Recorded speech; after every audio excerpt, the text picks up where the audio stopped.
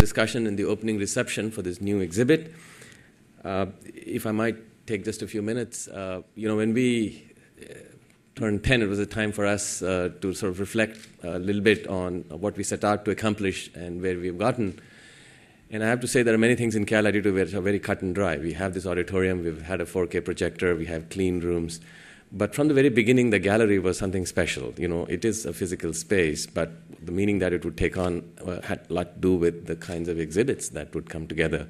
And we've had a group of faculty from across all the disciplines that come together in Calit2 work tirelessly, really, under all kinds of constraints, to put together a series of shows that actually builds a certain presence for this gallery. And I have personally learned a great deal from attending these events and enjoy the exhibits tremendously. This particular one is special for a couple of other reasons. Tom has been here with us in Calit2 from the very beginning, and I certainly thought of Tom mostly from the technology side. He was responsible for making sure that everything came together on opening day. Dan has been here almost as long. Even though you're not here permanently, we see you here all the time. And so it's good to see that we actually have a show where the two of you are here together. And Bob, I remember you from many of those encounters, in particular when your face jumped out at us from one of the 3D displays. We did an early 3D video conferencing thing upstairs, right? So in many ways, many of these exhibits involve people that I encounter for the first time when we do the exhibit, but this time around, it's folks that have been with us essentially from the very beginning. So it's interesting to find an opportunity to showcase the work that actually goes back, from what I can tell, many years, the collaboration. So the very title, Synthesis, Processing, and Collaboration, I think describes the relationship as much as what we will hear more about. So it's my pleasure, and I think what we have up next is a panel discussion, right? Sheldon?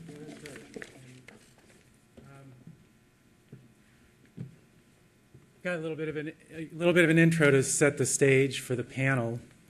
I'm Sheldon Brown, Director of Center for Research and Computing in the Arts here, and been deeply involved with Calit2 since the beginning. Just as Ramesh said, as Tom and Dan have been there both in actuality, but also really in a kind of pioneering spirit that I think Calit2 has, was somewhat charged with, taking to another level. And so it, I started tossing this idea around with Dan, I don't know, maybe a year or so ago, about having a show of his work here. And I describe a little bit of this in the catalog essay about, one of the first gestures that Dan made in response to this was saying, well, this can't be a show about my work because I don't really have work. I have collaborations. And so he, really put back, this idea that his work has always been about the way in which, technology kind of enables collaborative engagements. And in particular, the collaboration that he's had with Tom for we're not going to say many years, but for several decades. And what their work really prefigures is this area of culture that we now might call new media art or digital art or computer art. And it's a little bit of a misnomer when we think of it as new media art. It's as if, we're doing something that has never been done before. Well, there's actually examples of people who have actually been doing this for quite some time and laid the groundwork for the field. And Tom and Dan are, clearly two of the real pioneers of originating what this field can do. And it, kind of begins in this kind of moment, in this time of the late 60s and early 70s. And at that time, I think it is more thought of in terms of Dan described to me a bit about how it comes up as a kind of the cybernetic art. And he was brought to the University of Illinois at Chicago to start an art program that would really kind of think about how that might be enacted to be an art program. And cybernetics itself, one of its primary conceits is that it's a system that involves feedback. It's not you produce something, send it out, and other people consume it and watch it, but it's about kind of your involvement as a practitioner, as a spectator in a feedback loop. At some point there, he hooks up with some guy in the was hired in the chemistry department, which I don't know why, and you'll tell us maybe. Yes, and who had developed as a PhD thesis an interactive computer graphics program in the late 60s, early 70s. So these two kind of had this connection that was very strong at the heart of their work about really what did it mean to have electronics and bits be the kind of engine of mediation, that it changed what possibly mediation could actually be about. And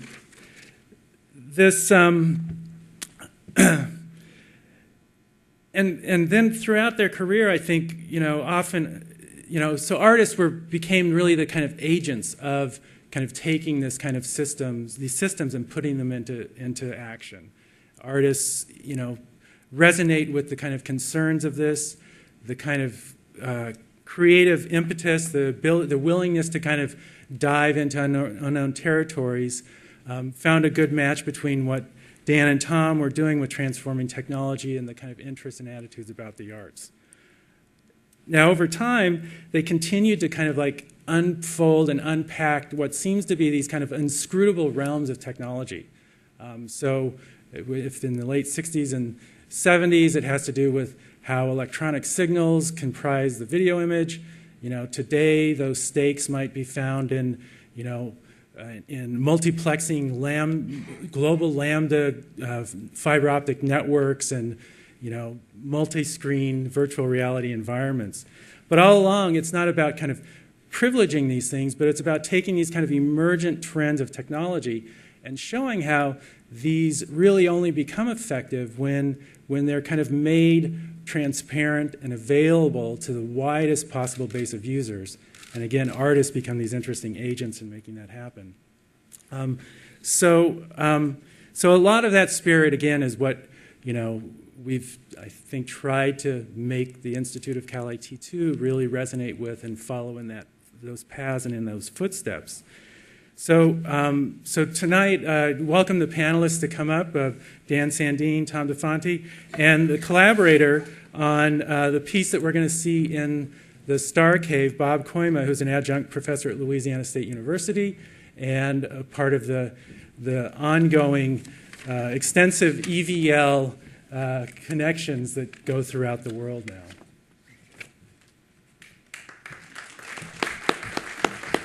Thank you, Sheldon.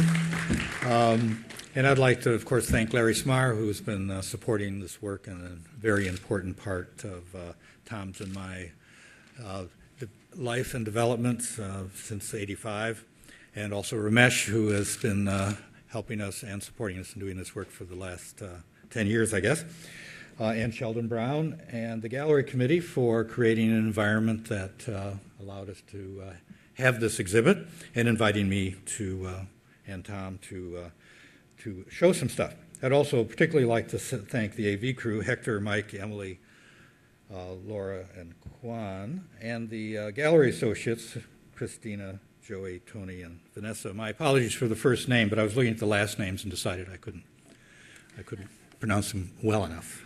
But thank you very much. It's been a wonderful time here. I'm very supportive and a pleasure to be working with you all.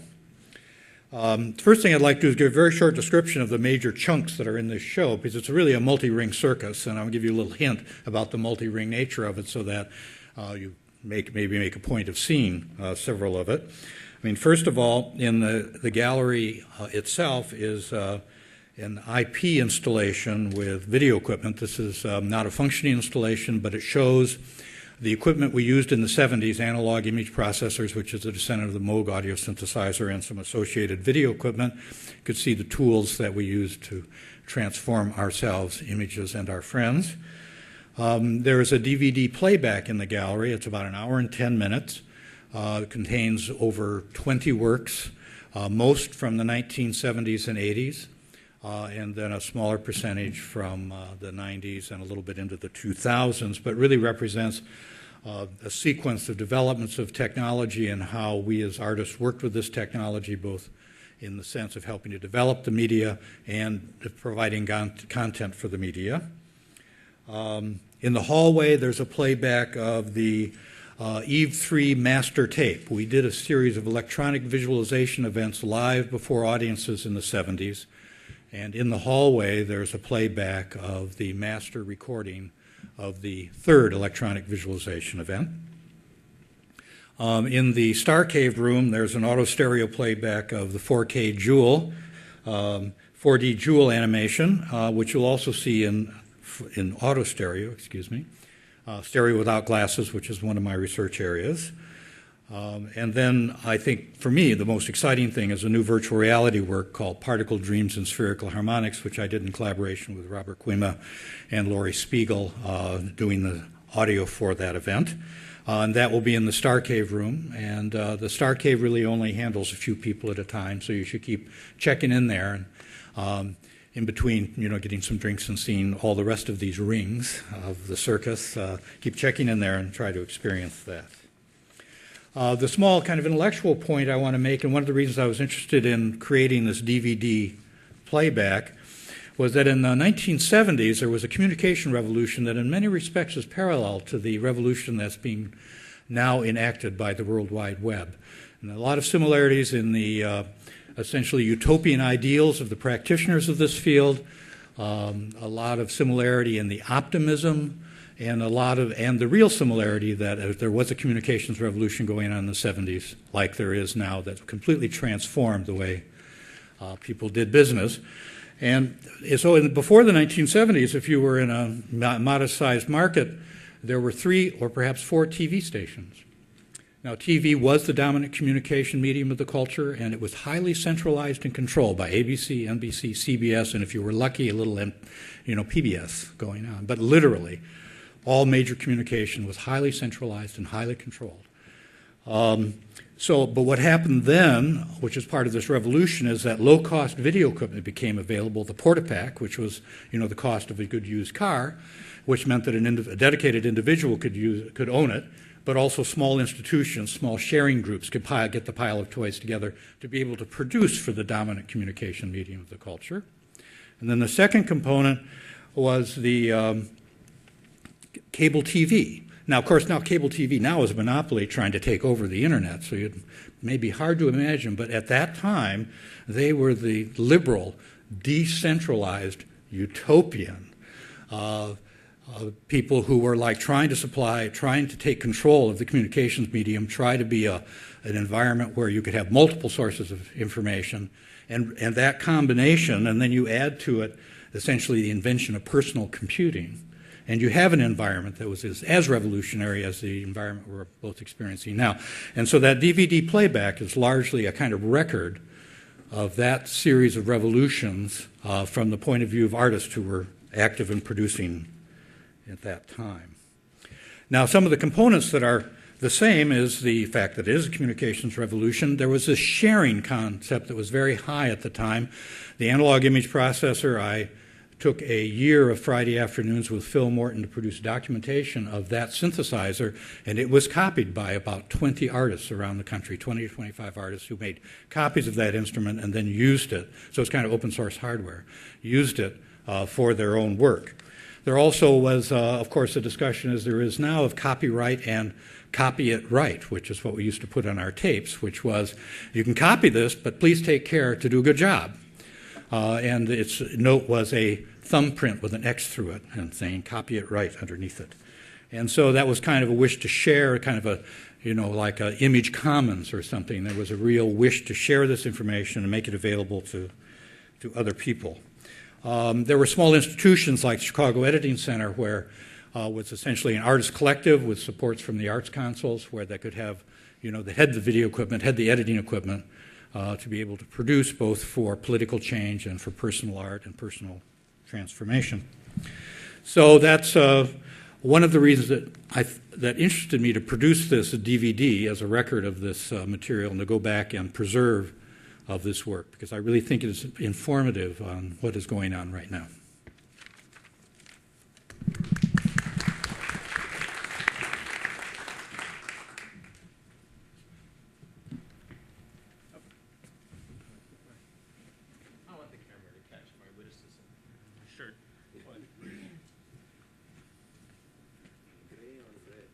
Yeah. Oh, he'll get it. Yeah, so, yeah, on my 40th birthday, if I remember correctly, the students and staff of EVL gave me a set of T-shirts with quips on them, including this one, which I think is the only one that's left, and the other one, which is in the in one of the videotapes. It says, "I only wear a suit when I ask for a lot of money," and so there are a bunch of them. Anyway. Dan and I have been working together for almost exactly 3/8 of a century, and I started out being a programmer. I was an assembly language programmer for 15 years. For any of you who know what that is, an extremely painful way of programming, but it allowed us to get speed to do things in real time. People were doing computer animation, but animation is by definition a stop frame thing, and so real-time animation was actually an oxymoron, and my dissertation was an oxymoron. But that was fine with me. I like those sorts of things. So when I ran into Dan after I'd finished at Ohio State and was hired in the chemistry department at University of Illinois Chicago, because they had bought the same equipment that I was using at Ohio State, which is very expensive real-time vector graphics equipment, and they had gotten a big grant to do what we now call multimedia, but was then called computer-aided instruction or something.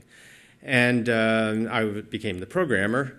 I ran into Dan and realized that we could point his color image processor, his way of taking black and white signals and adding color to them, and you'll see this thing in the other room, the Dan Sandin image processor. Back then, we couldn't do color video from computers. You just couldn't do it. And so this was a way of taking black and white imagery and colorizing it. And it was real time. And it was in fact so unsophisticated it could only operate in real time. Recording it was a real difficult thing. And it took us many years, in our culture to be able to record video frame by frame. We had to do everything in real time, like recording performances. So in fact, it all became a performance. The tools became what you could do in a performance context. Even if you were just making an educational videotape, it was a performance. So this, I was a C programmer roughly until after I met Larry, and he convinced me that was a waste of my time and I should actually be doing more sophisticated things like mastering Excel and PowerPoint and stuff like that. And there we went, 25 years ago. Bob Kooima is, who we'll talk in a minute, is one of the people who took over the role of being the programmer of computers at the exquisite low level that created the parts that Dan could then take and make things, like you'll see in the Star Cave piece, which is truly amazing. I mean, they've got 1 million points flowing around you in real time. And I actually suggest for those of you who are here in the building, let the people who aren't here in the building all the time have tonight, because this thing will be running for the next month and a half. And do come back and spend your time with it. Let's see. I want to say that my relationship with Dan has always been obvious and natural. I've always taken Dan for granted, and I'm not going to tonight, but tomorrow I'm going to start again. And it's been quite a relationship. We never understood it, and we never, those of you who know me, I spend a lot of time trying to motivate people, which is kind of trying to get people to understand what I want them to do and why they should do it. And I never had to do that with Dan. It never occurred to me to do that, and it never would have worked anyway. But it's... I'm unmanageable. He is unmanageable.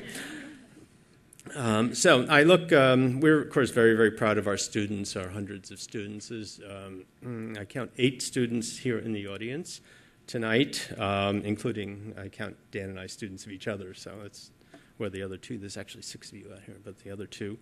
And I just want to say I'm looking forward to our 50th get together like this in year 2023, you know? So, thank you.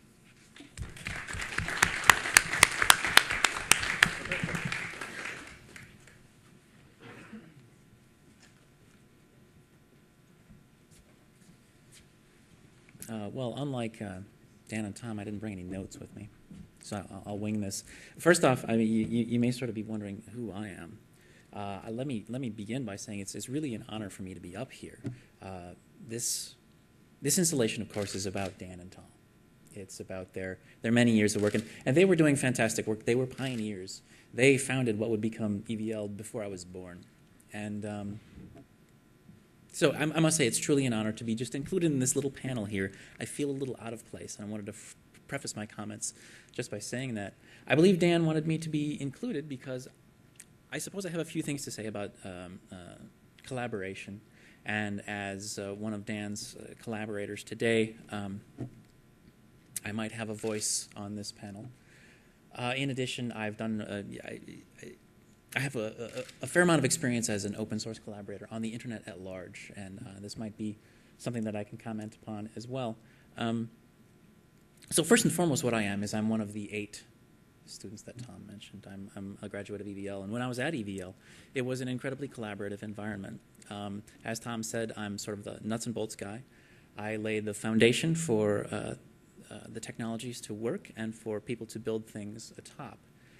And at EVL, that allowed me to be involved in a huge number of things, and it was really a marvelous environment to work in.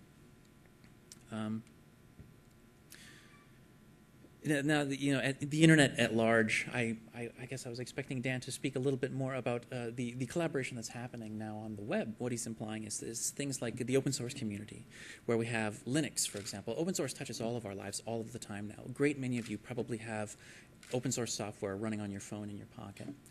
And this is all enabled by just, in many cases, volunteers who are doing things just for the love of it, collaborating across the internet via the from one country to another just because they want to. And well, it's magical and it changes things, and it's really kind of all about software licensing. These are issues of software licensing are at the core of open source and in many ways collaboration, and software licensing. This is something that we also run into all the time. You click through the EULA on a piece of software or on a website, you click I agree, and you don't even know what you're agreeing to because there was a huge amount of text there. And these days, it used to be you were agreeing to, well, essentially to not steal it or to not use it in some false fashion. But these days, what you're actually agreeing to is things like allowing Facebook to mine you as a data source or to use your photographs for whatever reason. Now, it's not just companies that use these licenses. We, as simple software developers, can also use them. And what we can do is we can stipulate not only what you can do and what you can do and what you can't do with this software. And for example, a great deal of the modern open source community is built upon the notion of copy it right. But it's another play on words. It's usually called copyleft these days. And copyleft stipulates that you can, in fact, take this thing. You can do whatever you want to with it, including selling it and trying to get rich. You can modify it and sell it. But if you modify it and make it better and sell it, you have to take your modifications and make them available for free. Therefore, you'll always be undercut in a perfectly competitive market by someone else who would just give your product away. And this is a form of copy it right because it ensures that what you've done lives on and is expanded and is beneficial to people, not only in their uses, but perhaps economically, but it lives on. And I created a video game some years ago. I gave it away for free. If I hadn't given it away for free, I would have maybe had 1,000 players. But since I gave it away for free, I've had millions and millions of players. And there's a big group of people across the internet playing this and expanding upon it and making it better even to this day. And this has taught me a lot about collaboration. Modern collaboration across the internet is really, really hard because, well, in the 70s, yeah, it was hard. Documenting things is hard. That's the hardest thing. But these days, you have an instant form of communication with your users, and so people who want to criticize you will immediately, constantly, and it's a burden It's a very difficult burden. And when I look back on my experience as a collaborator across the internet, the biggest lesson that I think that I learned was who to ignore and when. And it's a very hard lesson to learn, and it's one that I've learned wrong. I've ignored the wrong people sometimes. And so the software that runs our VR installation here is open source. I haven't really publicized it much. I'm hoping it doesn't sneak out because I don't want to bear the responsibility of supporting it. But I share it with people like Dan because they do very great things with it in places like this. And, well, I guess that's what we're going to talk about.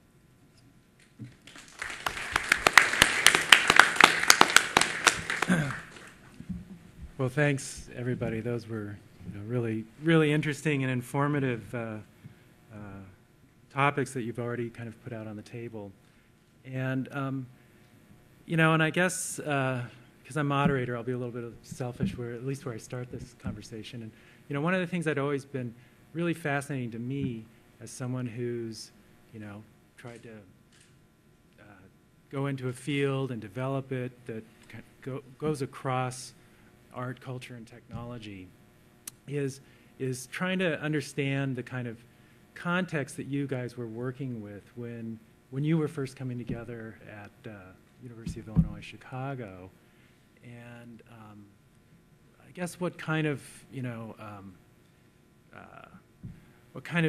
situations you thought you were getting yourself into, the ways that you kind of started to develop, the approaches that you took to kind of really putting some of the founding structures of this field in place. So I don't know if you guys could just talk a little bit towards that. You go first. You go first. Yeah, I'll go first. So, we were teachers, right? We had classes. I was hired to teach instructional technology. The first course I taught was in a new program that was supposed to create a whole generation of instructional technologists called the Doctor of Arts program. And I taught this course. I was 24 years old. I'd never taught a course before. I was teaching a class of people who were teachers who had come back to learn about instructional technology. And so my first class that I taught was teaching teachers how to teach teachers how to teach. So this is like so completely, far. A recursive problem. Yeah. And so, so you ask what we did. We just, at least I was just completely faking it. Now, the good thing was Dan, Dan was accomplished, and we really spent a lot of time working together and developing course materials and kind of, but mainly, I think the way we collaborated and still do is through these events, these sort of big events in which we would essentially try to do something and take every piece of equipment we had and move it someplace and make it work. And that kind of transmogrified from these EVE events that we have here to SIGGRAPH. And eventually, to bigger things like Calit2, which is one ongoing event, if you haven't noticed.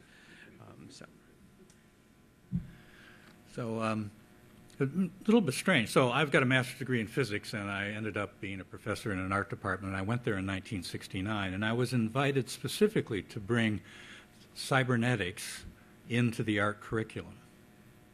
Now, of course, there's still people maybe up to 5 or 6 years ago, and maybe still in art schools that are debating whether or not we should bring electronic technology into the art program, that somehow is damaging to the arts. That discussion is actually going on now. So why in the world in 1969 was I able to operate in this environment and make something happen? And the intellectual lineage is actually very interesting. The University of Illinois Chicago School of Art and Design is arguably the third generation Bauhaus.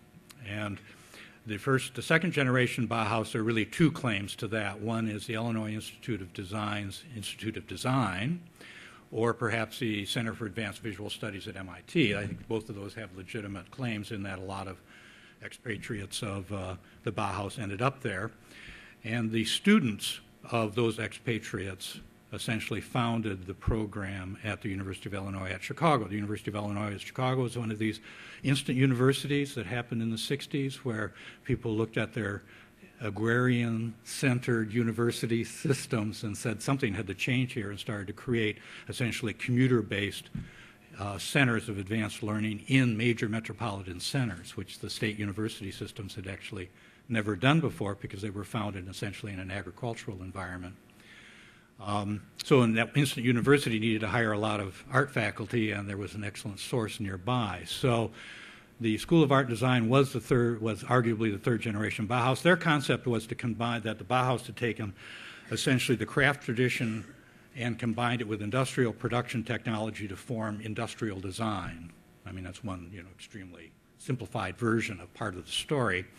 And so the idea here was to take the fruits of the cybernetic age, which is what the jargon was at the time, and somehow combine it with industrial design to form a new synthesis. And they, of course, were right, but none of us thought it would take nearly 3/8 of a century for it to happen. And so in that environment, it somehow made sense for me to be operating and bringing, at that time, analog processing technology, and so into the art curriculum and teaching people how to use it and teaching them how to use video. I might also say they had a fairly advanced filmmaking program, which also was a good foundation because they were used to the idea of kinetic art, things that moved in time and what have you. So there was it. But the reality was it really was a good, a convivial environment. People didn't give me a hard time. In fact, I didn't start having a real hard time about the way I did computer art until the rest of the artists started to adapt computer art, and they viewed this programming model, this innovative model, as being old school, and what you do now is use GUIs and paint programs, and somehow that outmodes this other method that I've been doing for a long time. So I actually had more trouble after computer art was accepted in the art department than I did before. But you mentioned that this program also had this filmmaking program. Yeah.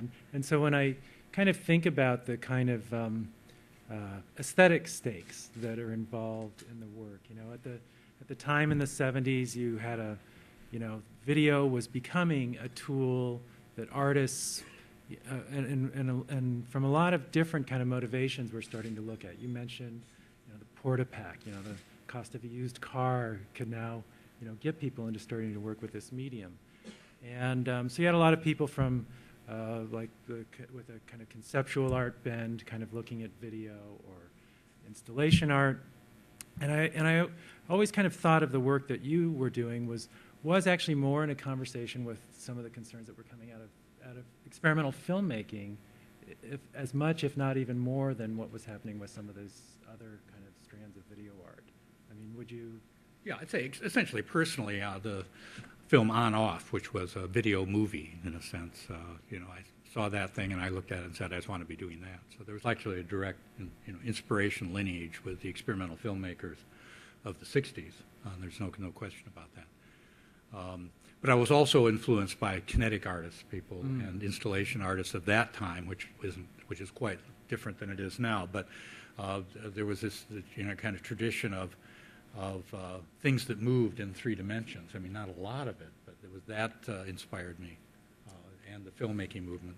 Mm-hmm. And you also, if I remember, worked with another pioneer in the field, Myron Kruger, on the Glow Room project. Is that correct?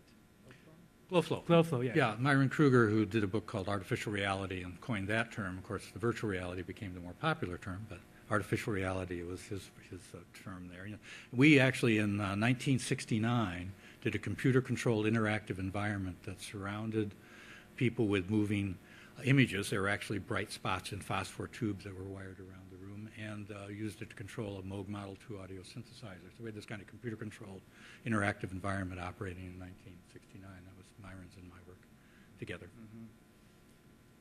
Mm-hmm. But I'm still missing a piece of the story. So, you were teaching teachers how to teach teachers, and and you were kind of enacting, the third act of the Bauhaus. But you what got you guys in the same room together? Oh, okay. So basically what happened was there was a vice chancellor for research, or academic affairs, I guess he was, named Joe Lipson, who had gotten these grants to put together this bunch of faculty who would create and study educational technology. And although Dan wasn't one of the new people hired, I was, there were a couple other people. Ted Nelson was part of that act for many years. And that's why his the #1 copy of Computer Lib Dream Machines is up on the wall there. Joe Lipson brought us together, and your girlfriend at the time, I think, was his secretary, which I don't know was a cause or an effect. But in any event, Joe was kind of the guy who got me to Chicago and pushed us together right away. It's kind of the thing that Larry does all the time. He takes people and just pushes them together, and some of them never get past the first meeting. And the other thing was that Dan knew I was coming, and he was really interested. There was this Vector General PDP-11, which in today's money would be $1 million worth of equipment, roughly the cost of the Star Cave. Was sitting in their chemistry department. They wanted to do rotating molecules, and the first thing I did, which was actually it was on videotape, but not using Dan's gear, was how to use a slide rule. I mean, this is Forward-looking. Yeah, forward-looking, but necessary at the time.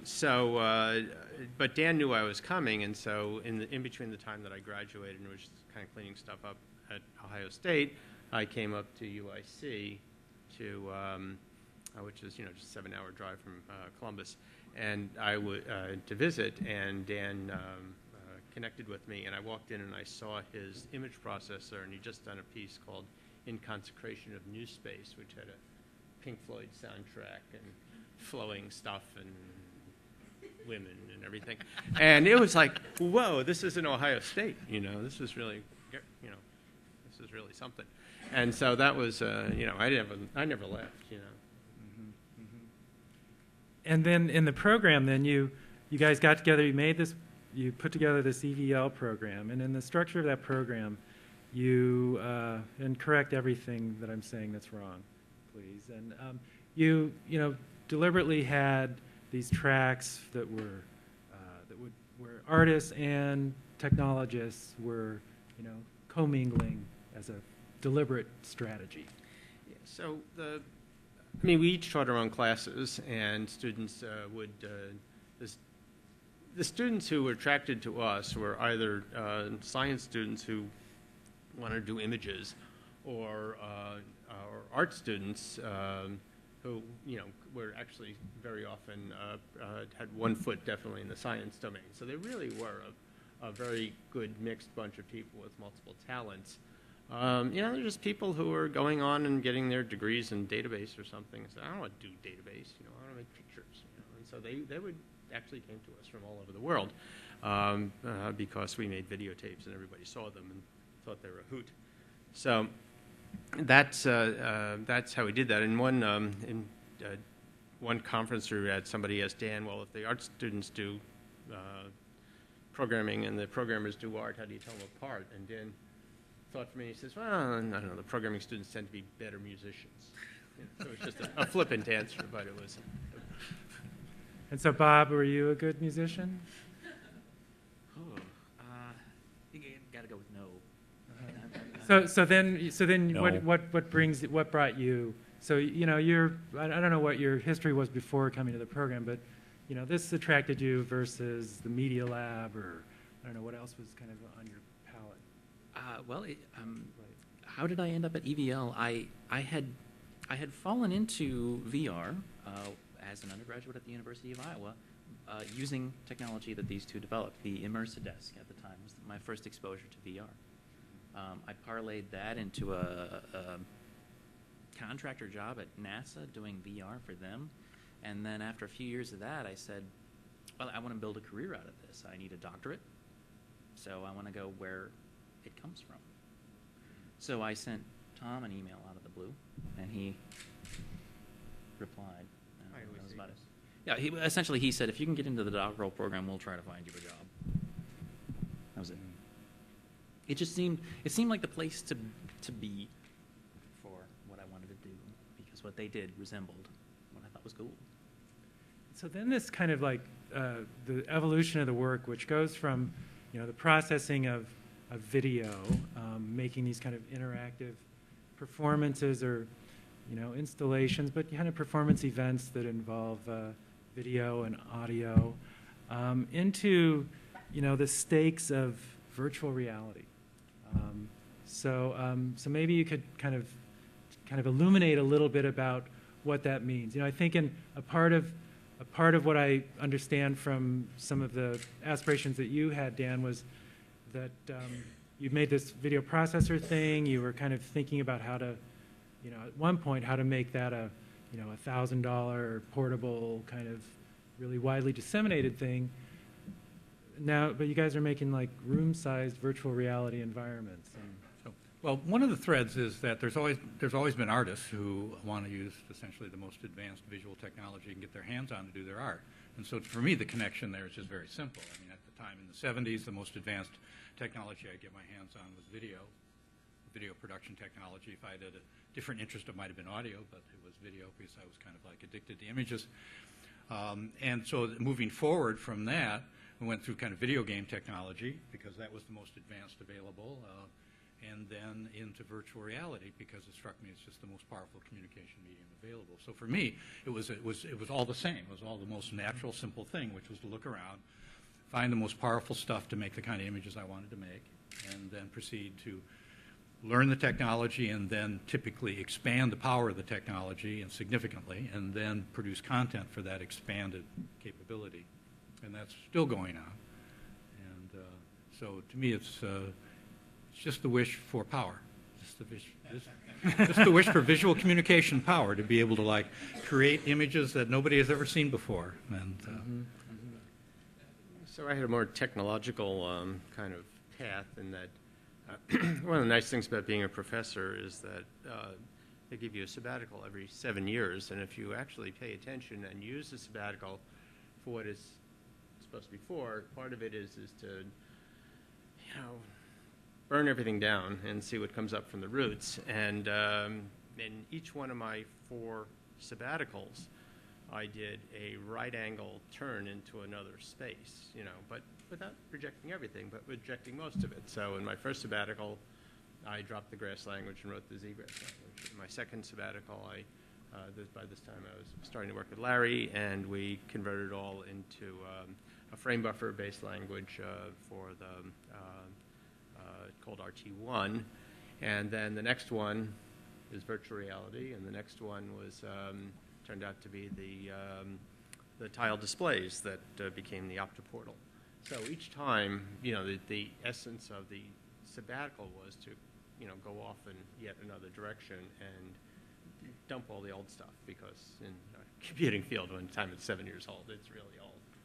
So that was a very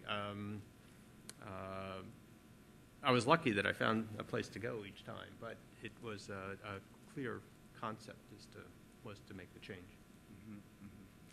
Yeah,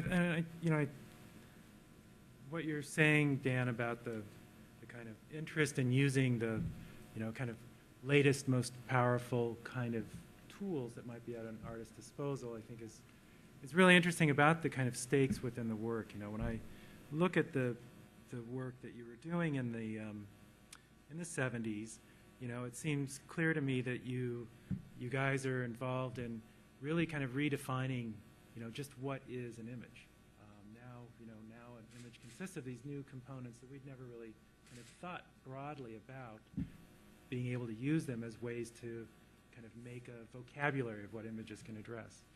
And seemingly that is now, the stakes of that move into now an image that is no longer simply a single plane, but is an entire room or thousands of images tiled together in some different way. And a big part of that is, that you've done a lot of work with stereoscopy. But from what I understand, Dan, you actually don't see in stereo. no, But you've committed a huge part of your career to, especially in the last few years, to devising these stereo devices. So, take us through that a little bit. What motivates this kind of interest in stereoscopy? So your question had kind of 2 parts, and I was almost more interested in the first part. Well, answer the first part. First part was that, in the sciences, for instance, you make these huge advances when you have a new instrument, when you have a new bigger telescope, when you have a spacecraft that can monitor things, and you get new data, and you don't have the vaguest idea what it is, and you have these big explosions, and that defines the field. And so I think part of what you're referring to is the fact that Tom and I were able to create and be supported well enough to have, you know, the newest and best tools that are available. And in that position, you're able to make, you know, kind of define the new paradigms. And it's very parallel to the way science operates. And it's having access to the tools and being kind of first on the block to use the tools. And so that puts you in the position of looking like you've kind of invented the field in some sense. But that's not what's going on. What's going on is you suddenly have a whole set of new data and new capabilities, and you happen to be the first person on the block to do the dumbest and most obvious thing you can think of, because that's what you always do first, and that becomes kind of looking like that founds a new field. But it's really being informed by the technology, being informed by the access to these tools that actually makes that happen. As to the second part, it is correct. I don't have stereo vision. I was born profoundly cross-eyed. That was corrected for what is now considered to be a cosmetic operation, but at that time thought actually could improve things. Straighten my eyes out. Never went through the early learning of how to fuse images, so I don't see stereo. And I've actually been doing stereo stuff for, you know, a huge part of my life. And it gives me several advantages. I only look at stereo analytically. I don't get fooled. I analyze it constantly, and that's what makes me essentially a good stereo researcher, is because I have conscious control over which eye I'm looking out of. And I do an analytic process on those images that I'm seeing, and that's what enables me to tell that I'm actually doing the stuff right or wrong, or what else. So, and as to why I'm interested in that, I have no idea, but I am. Well, Can I? yes. Yeah. One of the things that we only show finished works. Of course, almost all the work that you do in getting to the finished work comes around debugging, right? We used to give out pins that said only the bugs are real in virtual reality. Right? Only the bugs are real. And how do you, the thing that got me out of film, I did a lot of film and photography as a hobby, and the thing that got me out of it and into video was the real-time debugging. I mean, film was not a real-time medium. You had to, and you still have to have huge amounts of predictive talents in order to be able to make a film that works, that actually gets on the film and gets processed. Whereas video, it was pretty easy. You just, with the kinds of tools that Dan developed, you go over and turn a knob, and you could line things up on the oscilloscope and essentially debug what was ever wrong with it. And I really developed that in the programming languages too. It's made them very real time, and the part about making them real time was really to allow you to debug. Now, that got you into a space in which you could use these things as instruments. You could play them in the sense of musical instruments.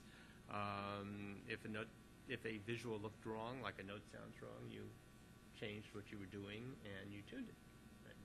And that was, in the field of computing was actually just not what people did, but it was certainly very appealing to me because it allowed me to hack in the good sense of the word for until late at night and actually get somewhere by developing very exquisite debugging techniques which accelerated the whole process.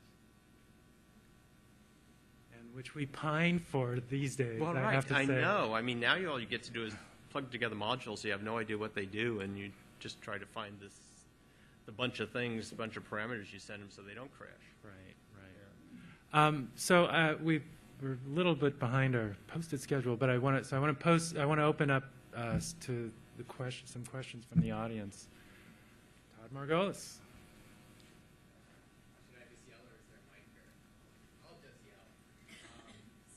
Actually, you ought to come up to the mic because Lev Manovich's class is watching this, and they're not going to be able to hear.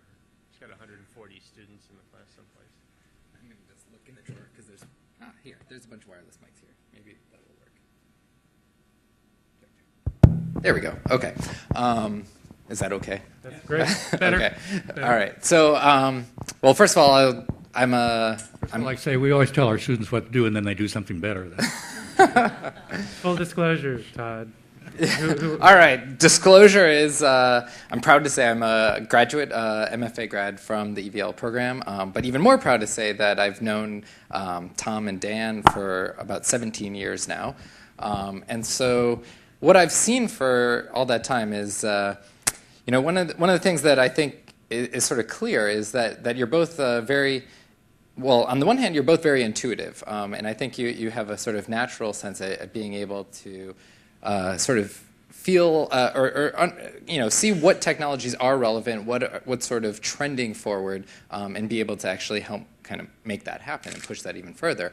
But even more so, it seems like you're both very playful people, and especially Dan maybe lets it out more in his artwork, and Tom lets it out more in his kind of social engagements and business too. He's very, very fun to work with. But I'm sort of curious to know what you were saying before about this kind of 7-year sabbatical. I think is sort of fun, and now that you're sort of, if my math is sort of correct, you're kind of coming up on almost a 7-year cycle after starting with the Optoportables. And I'm kind of wondering if both of you might respond on, what is the sort of environment that you envision maybe another 7 years from now that you would like to have this sort of spontaneous, playful interaction with? Well, first of all, I'd like to say 7 years ago, or I developed the cave in 1993, I don't know how many years ago that is, but quite a few years ago, I would have never predicted that anybody would be playing with caves. I was assuming that would be completely interim technology and we'd be onto something else, right? So the answer to that is my crystal ball is extremely fuzzy and I have no idea. Yeah, me too. But the thing I have to tell you is that it's these things come up and you just have to jump on them. I mean, if you told me even, well, certainly 3 years ago, because we're in the third year of this thing now, but if you told me 3 years ago that most of the best work that we're doing currently would be funded by the King of Saudi Arabia, I would think, I would definitely question your predictive capabilities. So these things just happen, and you have to be ready to embrace them and go with them and just make sure it's okay. And you do blow it a few times, but it's just being ready for the next thing. And I don't know what it is. I think Ramesh will come up with it. We have more questions from the audience? They're hungry. Yeah, everyone wants a drink. But maybe before, we have Ramesh. So I have a question.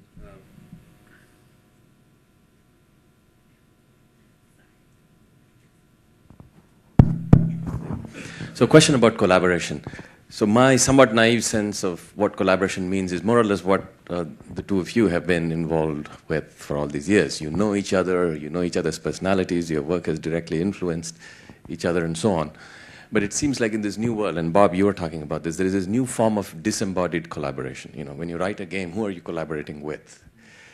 And my question really is sort of, what came first, the technology that makes it possible for us to have this disembodied collaboration, or did we always want to do this and the technology found a way to make it possible?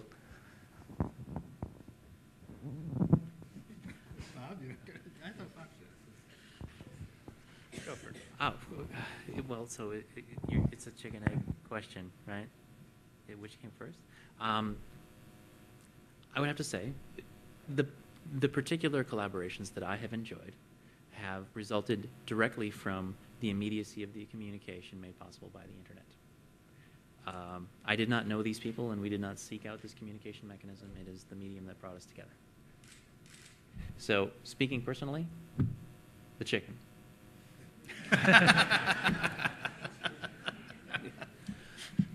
So I remember that Dan used the Datamax UV1 systems when he was in a circuit design phase with a guy in Oakland. And over the phone lines, they would send the scripts, using modems. This is pre-internet, right? It was just phone line connections.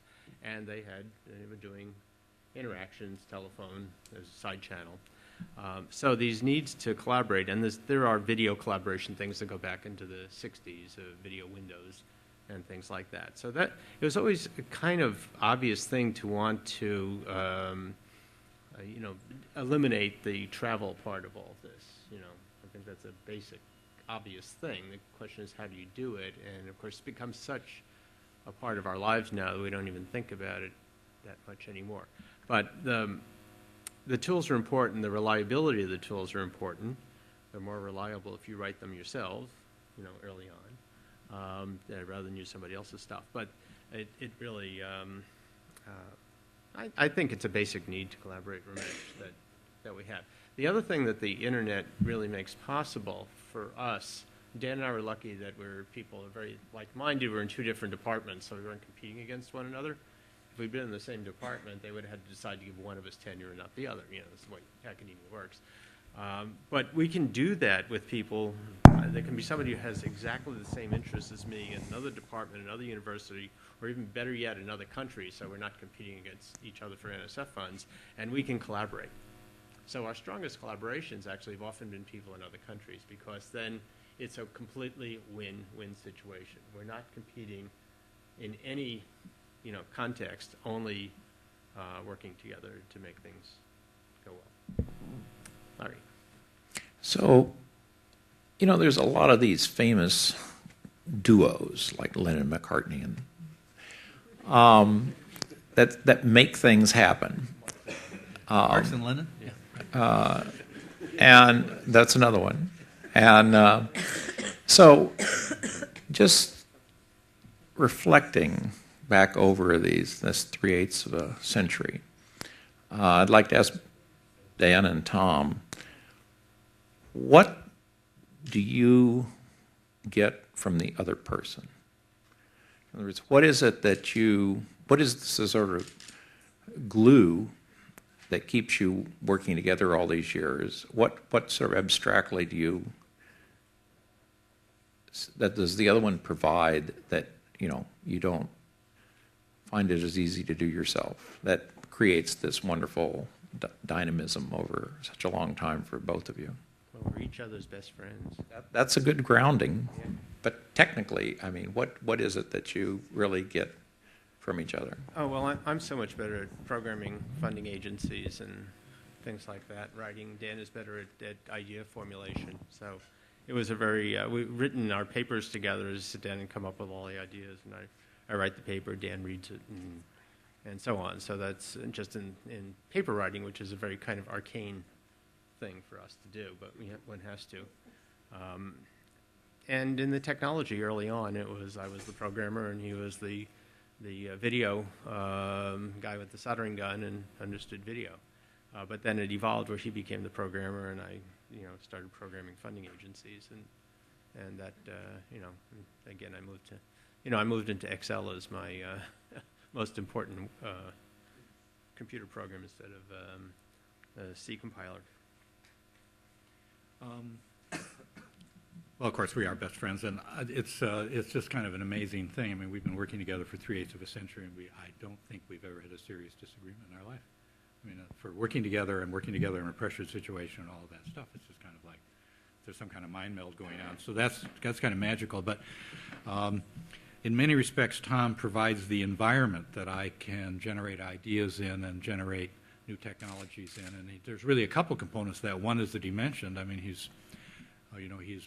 supplies almost all, 99.999% of the economics of the situation, but also his ability to see the opportunity and his ability to kind of set agendas of where we can make progress and what we can do that would have impact that we need to make and stuff like that. Is what I find most valuable is that we work together and that he is talking about stuff and directions we could go and something like that, and then I have an idea that fits into that direction, and then we try to execute that thing. So in many respects, Tom sets the agenda for the technical part of the research that I do. And of course, part of his setting of that agenda is kind of knowing that I might be able to deliver in some realms rather than other realms and stuff like that too. So it's not kind of one way imperialistic. There's obviously a combination going on. But my feeling about it is that Tom provides the playpen and extraordinarily good judgment about where one should put one's energies, and then I try to come up with ideas that can go in those directions. So I think right now what we are going to do is move into watching one of the fruits of this collaboration, and it kind of goes back to the first thing that we did in this building was have 4K projection, and we were the first in the United States to do that. And one of the first pieces of original material that was made was a film that Dan made. A motion picture. He made a file that we can show on the 4K projector. That's right. So maybe you could say a little bit and set this up a little. Okay, so this is really the basis of another collaboration with the mathematician Lou Kaufman that's been going on, for 20 years. It resulted in several master's theses, 2 at least PhD theses in the realm of mathematical visualization. This is part of something we haven't discussed here, which has been very important, and that's the scientific visualization. The fact is that we spend a lot of our time allowing scientists and mathematicians to be more powerful by being able to communicate better to themselves, to their peers, and to their funding agencies. And this is it's called a 4-dimensional Julia set, or a study of the iteration of z equals z squared plus k in the quaternions. And it's in that the sound, I'm blocking on the name of my sound collaborator. Thank you. Who generously saw this and created, right out of the blue, a fantastic sound collaboration. Stefan was an undergraduate student in our ICAM program. So I think we should just go on to the file. And we will vacate the stage. Lay down the microphone. And